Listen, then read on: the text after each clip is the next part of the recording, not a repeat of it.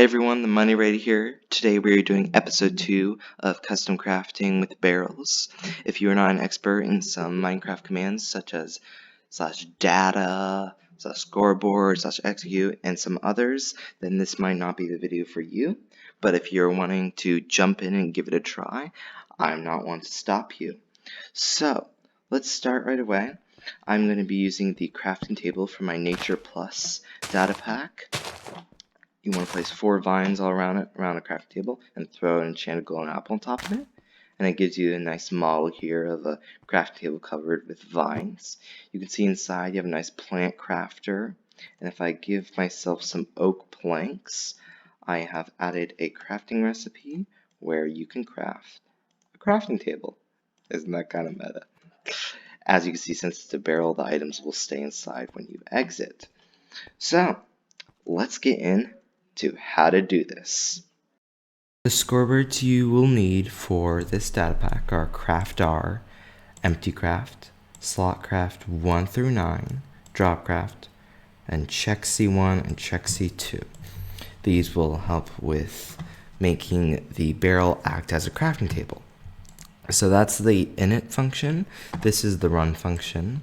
It's going to execute at all enchanted golden apples, and if there's a crafting table and 4 vines around them, it will run the main run command. And if there is an entity with the tag of craft_ab, that's the armor stand, then it'll run the main run function. In main run, we are just assaulted with a lot of information. So let's take it one step at a time. At the top, it is going to just say, hey, if that exists, we're going to run that function, startCraft. Now, startCraft, this is if the 4 vines, the crafting table, and the enchanted golden apple exist in that configuration. It is going to summon an armor stand. This armor stand has a lot of fire, so it will not turn black like the models. If an armor stand's in a block and it has a model on its head, the model will turn black, and we don't want that. It's going to be a marker, so you can't hit it. Invisible, so you can't see it. Has a tag of craft_ab. That was the tag from earlier.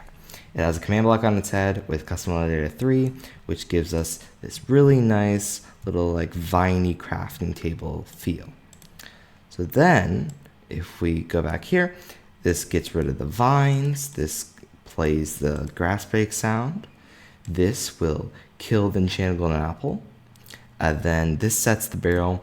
It actually doesn't matter too much that this barrel is filled with all these command blocks in it, because it then runs replace fill. Now I'll explain that in just a second. Then it sets this CraftR to 0. That CraftR is basically saying, hey, is there a recipe that's being run, and which one is it? That's what CraftR identifies. Then it adds start, so none of this will happen again.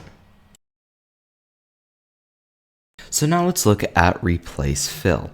Replace fill basically allows it so you can't place in other items in all these slots that we don't want items to be.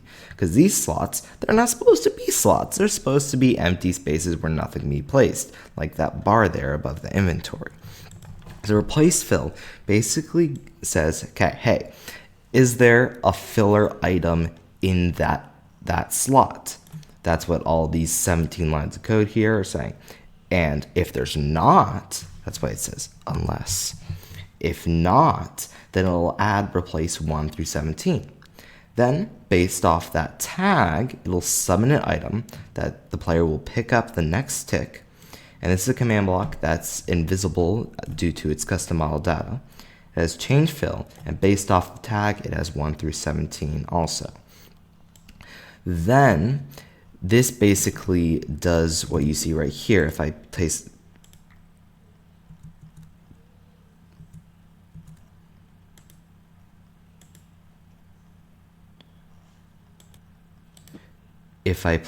in some vines here, they come back.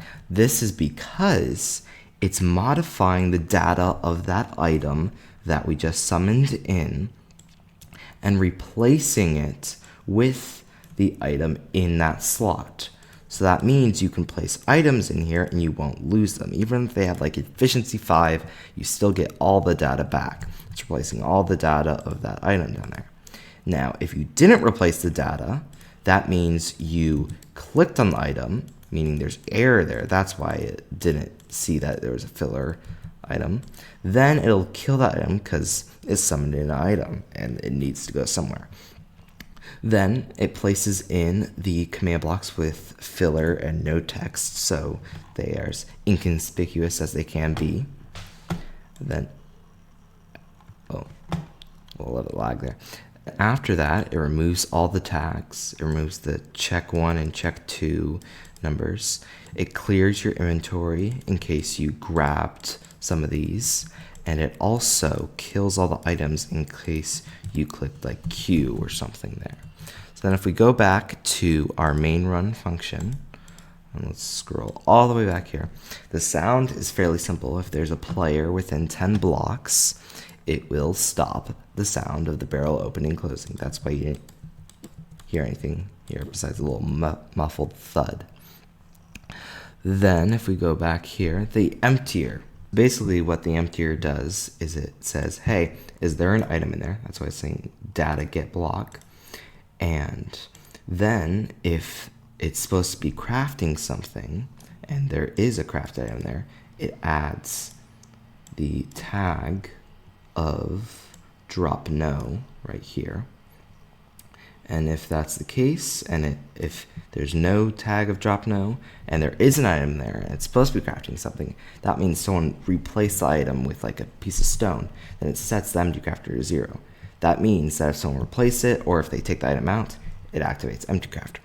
An empty crafter, it basically does a really smart way of just subtracting 1 from every item.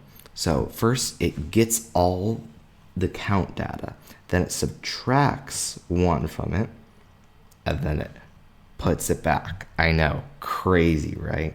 So basically with the nothing slots, this won't do anything. But with the slots that do have something in them, it'll subtract 1 from them. Just like that. So if you want to have multi-item where you have like 4 ender pearls surrounded by iron ingots, that wouldn't work with this barrel crafter. You'd have to make a customized system that detects if it's which crafter it is and then removes that selected amount. But if you wanted to, you could totally do that. I'm not stopping you. So then in our next part of this amazing journey, we have the filler empty. This is basically what's replacing it so you can't take the items out and you can't place things in the wrong spots. So first, if there's an item, just an item in general, not in the barrel, that has filler view, it's going to run replace fill. Then it's going to say, hey, do they have a command block in their inventory? And if they do, then it's also going to run replace fill. This will basically just reset everything except the items in the crafting chamber and the result chamber, so it makes it all neat and tidy. What happens next can be a little confusing. The outcome dropping, it was a while ago and it's confusing. Basically what these 4 lines of code here, 6 lines of code there, are trying to do, they're trying to say, hey, are you trying to mess with this? So if I place 4 planks in here, you're placing a golden apple there. Are you trying to mess with it? If I place 4 planks here and you're clicking Q here, right? Are you trying to mess with it? Okay. It's trying to detect all those things. And by doing that, it detects if, hey, is that count 0 or is it 1? It detects, hey, are you supposed to be dropping it? Hey, is the craft R, is there actually supposed to be an item in there? And it has all these lines, and then they go to slightly different but pretty much the same drop crafts. And these, in essence, summon an item, they data modify it based off what it is, they kill it if it isn't there, and they set things back. And then they do empty crafter to take 1 away. So if we go back to main run, next we have the fun stuff. So we have recipe. Okay, I like this. So if a player is within 12 blocks, it's going to run the check recipe function. This basically says, hey, are these recipes in this barrel? Then after that, if there's not any recipes in the barrel, they replace the output slot with air, just in case you like put in a recipe and then went away, it would change to the air. So you can't like use hoppers or something to get it out. Then the outcome, don't worry, I'll get to check rec.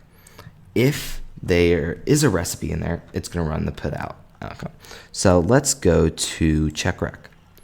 Now, this in essence says, hey, is this special barrel right there with all these certain slots, okay? And if it is, set it to craft our whatever number. So currently there is 15, I believe. There's 15 craft R. Yep, right there, 15. Then the put out recipe, based off of the craft R, it replaces the 15th slot with a certain item. So I'm going to show you how easy this is because it's crazy easy. So we're going to take 2 of these and we are going to make it, hey, if you take 9 white concrete, you get an efficiency 5 golden axe, I believe, just like that. Okay, so first we're going to do F3 and I to get the data block, the data of that block there. And we're going to want to go to our check recipe and we are going to paste that just like that. Then we want to take that and delete it. We're going to grab all of that information up there, and then you just simply grab that up and put it there. So it's kind of like editing it a little bit. You basically just want to get the data of the actual items that are in there and then check that, and then you need to set it to 16 for this one. So set craft R to 16 if there's 9 white concrete. Then we want to go to the putout.mc function. And first we want to grab this little hashtagged line of code there. Now this is a little more like edity, but it's still fairly easy. I'm going to grab the data of this block and then paste it there. So then I'm going to go up to the front. You want to find the start of the Minecraft : whatever the item is. Move that all the way up there. I'm going to go to after the tag, move that there, and delete 3 things back here, or 3 curly braces and square braces. I'm going to add a 1 or whatever number you want the amount to be. And if I do /reload, you see, if I go and put 9 white concrete here, it turns to an enchanted efficiency 5 Dynax. You're like, the money raider, hey, that went straight into your inventory. The crafting tables didn't do that. You notice right here there's a crafted 1B.